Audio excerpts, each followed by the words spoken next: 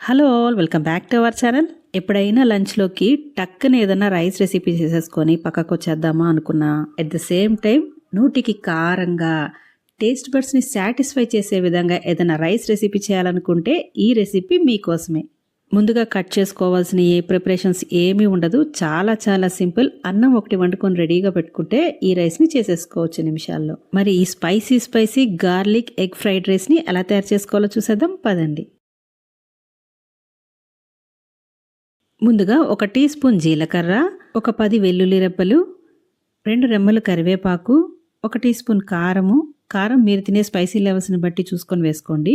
ఇది మొత్తం కూడా మెత్తగా దంచేసుకోవాలి. ఇలాగా మీరు కావాలనుకుంటే మిక్సీ జార్లో కూడా వేసుకొని పేస్ట్ చేసుకోవచ్చు, కానీ ఇలా దంచుకొని వేసుకుంటే టేస్ట్ చాలా బాగుంటుంది. స్టవ్ ఆన్ చేసుకొని కడాయి పెట్టుకొని కడాయి వేడెక్కి నూనె పోసుకునే లోపే మనం ఇది దంచేసుకొని ప్రిపేర్ చేసేసుకోవచ్చు. ఇలా కచ్చాపచ్చాగా దంచుకొని పేస్ట్ చేసుకోవాలి. తర్వాత స్టవ్ ఆన్ చేసుకొని కడాయి పెట్టుకొని 2 టేబుల్ స్పూన్స్ నూనె పోసుకొని మనం దంచి పెట్టుకున్న పేస్ట్ని ఇందులో వేసేసుకోవాలి. తర్వాత ఇందులో రైస్కి సరిపడా సాల్ట్ వేసుకోవాలి. ఇక్కడ సాల్ట్ వేసే క్లిప్పింగ్ మిస్ అయింది. ఈ మసాలా పచ్చివాసన పోయేలాగా ఫ్రై చేసుకోవాలి. మీరైతే ఇన్స్టెంట్గా ఏదైనా రైస్ రెసిపీ చేసుకోవాలనుకుంటే ఏ రెసిపీ చేసుకుంటారో కామెంట్ చేయండి. ఇలా ఫ్రై అయిన తర్వాత ఇందులో మనము ఒక్కొక్క ఎగ్ని బీట్ చేసి వేసుకోవాలి. ఇలా మసాలాను ఒక సైడ్గా అనేసుకొని మధ్యలో బీట్ చేసి వేసుకుంటున్నాను. ఇక్కడ నేను మొత్తము 3 ఎగ్స్ వేసుకుంటున్నాను. తర్వాత గరిటెతో ఈ ఎగ్స్ని ఒకసారి ఇలా కలిపేసుకోవాలి.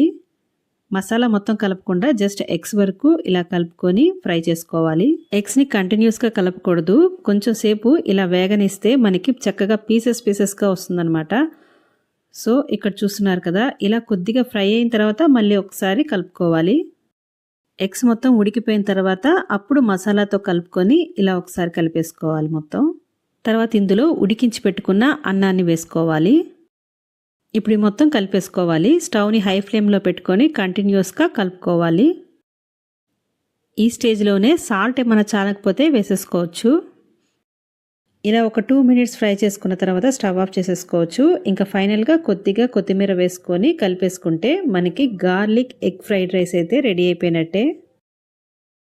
అంతేనండి, దీన్ని ఇంకా మనము వేడివేడిగా సర్వ్ చేసుకోవడమే. ఈజీగా టేస్టీగా నిమిషాల్లో ఏదైనా రెసిపీ చేసేసుకోవాలనుకుంటే ఇది ఒకసారి తప్పకుండా ట్రై చేసి చూడండి.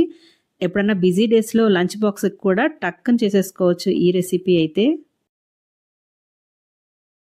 ఈ రెసిపీ నచ్చినట్లయితే వీడియోని లైక్ చేయండి. అలాగే ఇలాంటి మరిన్ని రెసిపీస్ కోసం మన ఛానల్ని సబ్స్క్రైబ్ చేసుకోండి. మరో ఇంట్రెస్టింగ్ రెసిపీతో మళ్ళీ కలుసుకుందాం. Thank you for watching. Have a nice day.